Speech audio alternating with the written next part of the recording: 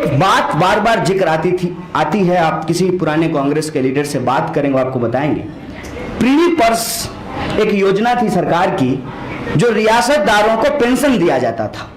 बाद में इंदिरा गांधी ने प्रीवी पर्स को खत्म कर दिया, कहा कि अब राजे राजवाड़े नहीं चलेंगे, कोई प्रीवी पर्स जो है वो भारत के यूनियन के बजट से किसी भी राजा को पेंशन नहीं दिया जाएगा। वो प्रीवी पर्स किसी को दे करके, किसी को अपना किला दे करके, किसी को कुछ राज्य का एरिया दे करके हर रियासत को भारतीय राज्य में मिला दिया गया। कश्मीर के साथ समस्या ये हुई कि कश्मीर के जो राजा थे हरि सिंह, उन्होंने कहा कि ना हम पाकिस्तान में जाएंगे ना हम भारत में शामिल होंगे। जब तक यह बात चल रही थी, इसी बीच पाकिस्तान की फौज ने कश्मीर के ऊपर हमला कर दिया और आनन फानन में राजा हरि सिंह को भारत के साथ समझौता करना पड़ा। ठीक है, हम भारत में शामिल होने के लिए तैयार हैं। तो ऑफिशियली कश्मीर जो चूंकि राजा ही तय कर रहा था कि उसका रियासत किस नेशन स्टेट का पार्ट होगा, ऑफिशियली भारत का हिस्सा हो गया। लेकिन इतने में जिसको हम कहते हैं पाक अधिकृत कश्मीर, वो पाकिस्तान के कब्जे में चला गया। और जहां पे लाइन ऑफ कंट्रोल बना हुआ है, ये फर्क समझिए, बॉर्डर, इंटरनेशनल बॉर्डर अलग होता है, लाइन ऑफ कंट्रोल अलग होता है। कश्मीर में बॉर्डर नहीं है, इंटरनेशनल बॉर्डर नहीं है, लाइन ऑफ कंट्रोल है। पाक अधिकृत कश्मीर की जो सीमा है वहां पे पाकिस्तानी आर्मी है, और भारत अधिकृत जो कश्मीर है वहां पे इंडियन आर्मी अपना अपना पोजीशन लिए हुए है।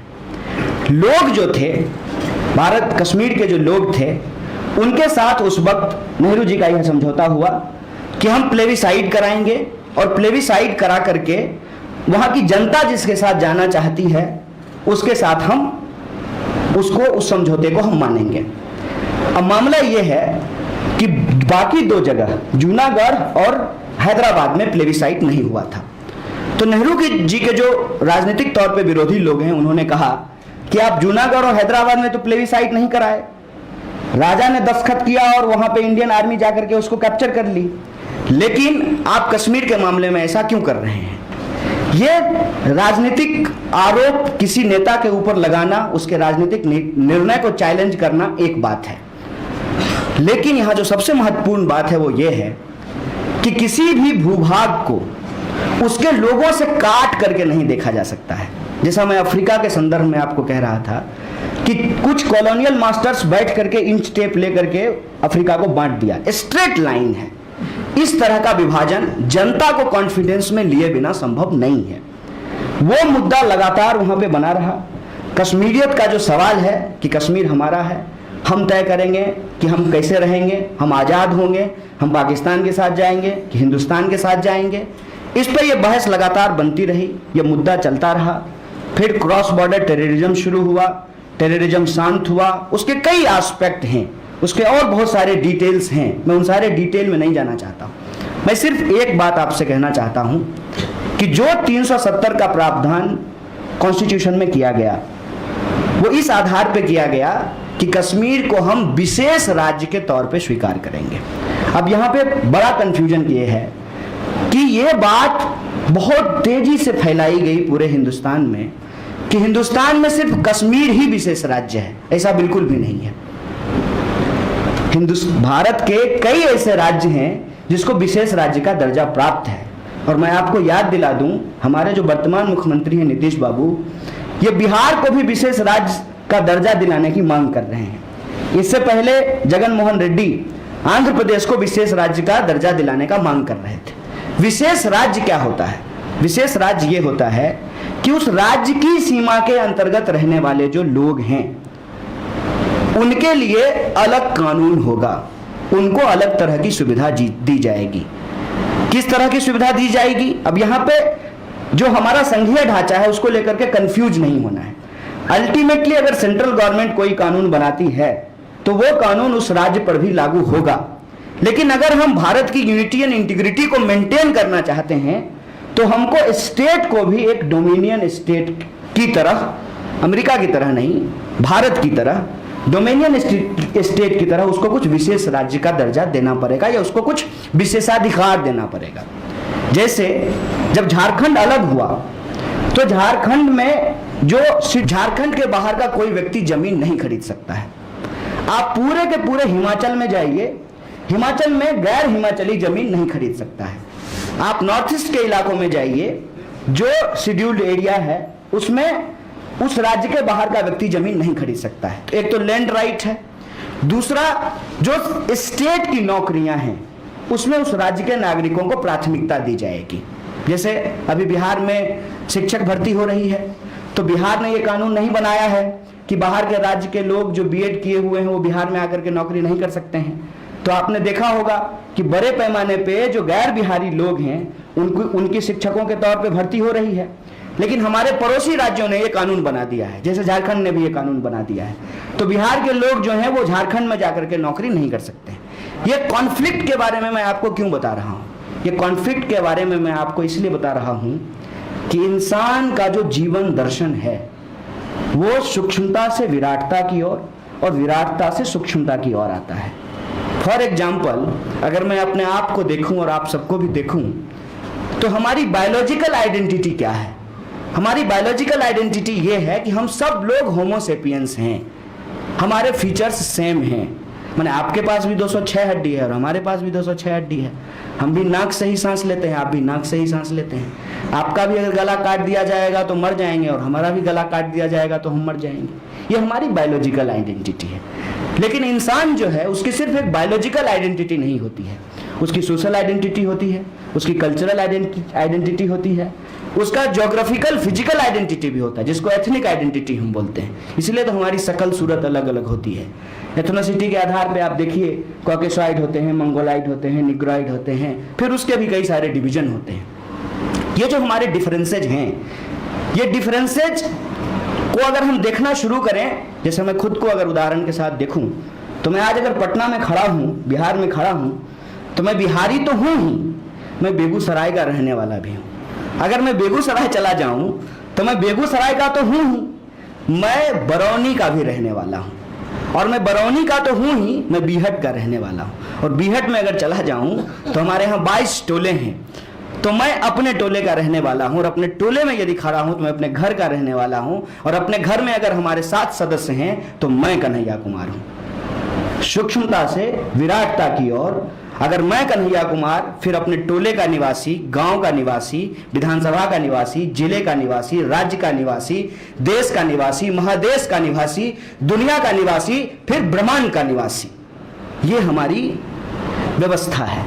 भारत की संस्कृति को जब आप ध्यान से देखेंगे, भारत की संस्कृति अपने आप में विविधता को समेटे हुए है, और उस विविधता को समेटने के लिए ही इस तरह के संघीय ढांचा का निर्माण किया गया है कि किसी भी आइडेंटिटी को यह महसूस नहीं हो कि उसके साथ दोयम दर्जे का व्यवहार किया जा रहा है, उसके साथ सेकंड क्लास सिटीजन का व्यवहार किया जा रहा है। यह देश सबका बराबर है। यह देश जितना हिंदू का है उतना ही मुसलमान का है, जितना सिखों का है उतना ही ईसाइयों का है, जितना ईसाइयों का है उतना ही जैनियों का है, उतना ही बुद्धिस्टों का है, उतना ही पारसियों का है, और उतना ही उन लोगों का भी है जो किसी भी धर्म को नहीं मानते हैं। ये इस तरह की संघीय ढांचा का निर्माण हिंदुस्तान का किया गया है। इसीलिए जो फर्स्ट आर्टिकल है कॉन्स्टिट्यूशन का, उससे थोड़ा पीछे मैं कॉन्स्टिट्यूशन के प्रियम्बल की तरफ आपको ले जाना चाहता हूं। प्रियम्बल के ऊपर के जो 5 लाइन हैं वो बहुत महत्वपूर्ण है। उसमें क्या लिखा हुआ है? हम भारत के लोग। एक लाइन, कहीं से भी आप मुझे बता दीजिए कि उसमें कहा गया है कि हम भारत की महिलाएं, हम भारत के पुरुष, ये जेंडर बेस्ड आइडेंटिटी है। कहीं से भी ये कहा गया है हम भारत के ब्राह्मण, हम भारत के दलित, कास्ट बेस्ड आइडेंटिटी है। कहीं से ये कहा गया है हम भारत के हिंदू, हम भारत के मुसलमान, रिलीजियस आइडेंटिटी है। कहीं से भी कहा गया है कि भारत मतलब बिहार या भारत मतलब पंजाब, ऐसा तो नहीं कहा गया है। ये जो हमारी विविधता की संस्कृति है उसको समेटने का प्रयास किया गया है। इसीलिए उस प्रियम्बल में जो बातें लिखी गई हैं, उसके जो शब्द हैं, उसमें जिन शब्दों का प्रयोग किया गया है वो महज शब्द नहीं है, वो अपने आप में एक कॉन्सेप्ट है। हम भारत के लोग भारत को एक प्रभुत्व संपन्न, हमारी प्रभुता होगी अपनी, हमारे क्षेत्र में जो रहने वाले लोग हैं उनका जीवन कैसा होगा, नियम कानून कैसा होगा, उनके लिए चीजों की व्यवस्था कैसी होगी, ये हम तय करेंगे, ये कोई और देश नहीं तय करेगा। या कोई और इंटरनेशनल एजेंसी नहीं तय करेगी, ये हम तय करेंगे। ये होती है प्रभुता। हम भारत के लोग भारत को एक प्रभुत्व संपन्न समाजवादी शब्द का इस्तेमाल क्यों किया गया? समाजवादी शब्द का इस्तेमाल इसलिए किया गया है कि भारत में जो आर्थिक असमानता है, उस आर्थिक असमानता को कैसे पाटा जाए। इसीलिए देखेंगे बाद में कि शिक्षा को हमारा फंडामेंटल राइट माना गया है। जैसे राइट टू लाइफ एक फंडामेंटल राइट है, और राइट टू लाइफ के अंतर्गत ही यह तय किया गया है कि अगर आप राइट टू लाइफ को फंडामेंटल राइट मान रहे हैं तो बिना एजुकेशन का किसी का भी जीवन बेहतर नहीं हो सकता है। इसीलिए राइट टू एजुकेशन को भी फंडामेंटल राइट के अधीन जो है शामिल किया गया है। हमारे जो समाजवादी मूल्य हैं वो ये हैं कि भारत में रहने वाला हर नागरिक उसकी जो बुनियादी चीजें हैं उसको मेंटेन करना, उसकी व्यवस्था करना, वह सुचारू रूप से कैसे चले, ये देखने का काम सरकार का है। और साफ साफ सरकार क्या करेगी, स्टेट क्या करेगा, इसके निर्देश दिए गए हैं, जिसको हम नीति निर्देशक तत्व कहते हैं कि राज्य का क्या क्या काम है। और यहां मैं राज्य और व्यक्ति उसके बीच में क्या संबंध होता है उस पर एक बात आपको बताना चाहता हूं। राज्य और व्यक्ति के बीच में एक सोशल कॉन्ट्रैक्ट होता है, जैसे और राज्य और व्यक्ति के बीच में ये सोशल कॉन्ट्रैक्ट नहीं होगा तो राज्य में और अराजकता हो जाएगी। मान लीजिए कि मैं किसी समुदाय से हूं और मैं कहूं कि मैं अलग हूं, मुझे कोई मतलब नहीं है। उसी तरीके से कोई दूसरा समुदाय का व्यक्ति कहे कि मैं अलग हूं, मुझे कोई मतलब नहीं है, तो देश की एकता और अखंडता जो है वो मेंटेन नहीं रहेगी। समाज में अराजकता नहीं पैदा हो, एक सोशल ऑर्डर हो। उस सोशल ऑर्डर को बनाने के लिए ही इंडिविजुअल और स्टेट के बीच में कॉन्ट्रैक्ट होता है। यहां एक चीज समझना बहुत जरूरी है, इंडिविजुअल को स्टेट राइट नहीं देता है, इंडिविजुअल अपना राइट स्टेट के सामने सरेंडर करता है। जैसे कि मैं संविधान को मानूंगा, मैं संविधान के अधीन हूं, संविधान के सारे प्रावधान हमारे ऊपर लागू होते हैं, इसीलिए हमारा जो ये शरीर है वो हमारा नहीं रह जाता है, उस कॉन्ट्रैक्ट के तहत वो स्टेट का हो जाता है। आप आत्महत्या नहीं कर सकते हैं, आपका जीवन है ना, आपका जान है ना, लेकिन आप आत्महत्या नहीं कर सकते। हमको हमारे माँ बाप ने पैदा किया है, हम उनके द्वारा उस पैदा किए गए हैं, हम उनकी उत्पत्ति हैं, लेकिन मेरे माँ बाप भी मेरी हत्या नहीं कर सकते हैं। ये इंडिविजुअल और स्टेट के कॉन्ट्रैक्ट को समझिए। अगर पैदा करने वाले माँ बाप भी अपने संतान को मारेंगे तो उनके ऊपर दफा 302 लगेगा, क्योंकि वो व्यक्ति जो है वो स्टेट की प्रॉपर्टी है।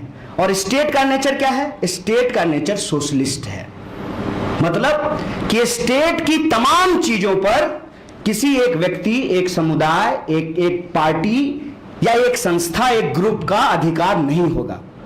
वो किसके द्वारा चलेगा? वो संविधान के द्वारा चलेगा। और संविधान को चलाने के लिए, संविधान के प्रावधानों को लागू करने के लिए जो सरकार बनेगी उसको कौन चुनेगा? उसको जनता चुनेगी।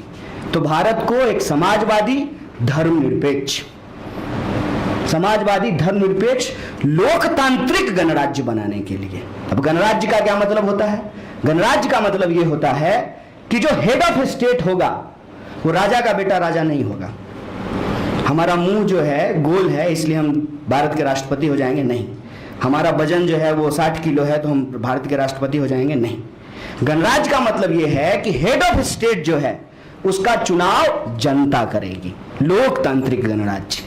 अब हेड ऑफ स्टेट कौन होते हैं? राष्ट्रपति होते हैं। राष्ट्रपति का हम लोग डायरेक्ट चुनाव नहीं करते हैं, हम लोग इनडायरेक्ट चुनाव करते हैं। हम जिनको इलेक्ट करते हैं फिर वो जाकर के राष्ट्रपति को इलेक्ट करते हैं। ये होता है रिपब्लिक होने का मतलब। ये हमारा संघीय ढांचा है। और इस तरह की संघीय ढांचा बनाने की जरूरत क्यों पड़ी है? इस तरह की संघीय ढांचा बनाने की जरूरत इसलिए पड़ी है क्योंकि भारत में जब आप घूमेंगे, ये इतना विविध राष्ट्र है, ये इतना विविधता वाला देश है कि इस संघीय ढांचे के बिना एक ऐसा सोशल कॉन्ट्रैक्ट बनाना जहां इंडिविजुअल अपने राइट्स को सरेंडर करे और जहां स्टेट उस इंडिविजुअल को प्रोटेक्ट करे, यह संभव नहीं था। और वो संस्कृति की विविधता क्या है? संस्कृति की विविधता यह है कि आप कोई चीज उठा करके देख लीजिए।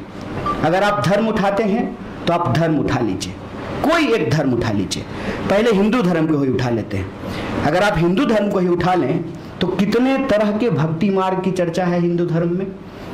देवी संप्रदाय के लोग होते हैं, भक्ति संप्रदाय के लोग में देवी संप्रदाय के लोग हैं, शक्ति संप्रदाय के लोग हैं, शैव शैवाइट हैं, वैष्णवाइट हैं, निर्गुण भक्ति है, सगुण भक्ति है। इवन आप पॉलिटिकल थॉट को यदि पढ़ेंगे हिंदुस्तान में तो साफ साफ पॉलिटिकल साइंस के सिलेबस में दो तरीके का इंडियन पॉलिटिकल थॉट पढ़ाया जाता है। पहले तो अगर लार्जली आप देखते हैं तो वेस्टर्न पॉलिटिकल थॉट और Indian political thought. Western political thought में आप प्लूटो और अरस्तु इन लोगों को पढ़ते हैं। इंडियन पॉलिटिकल थॉट को दो भागों में बांटा गया है, ब्राह्मणिक और श्रमणिक। Brahmanic political thought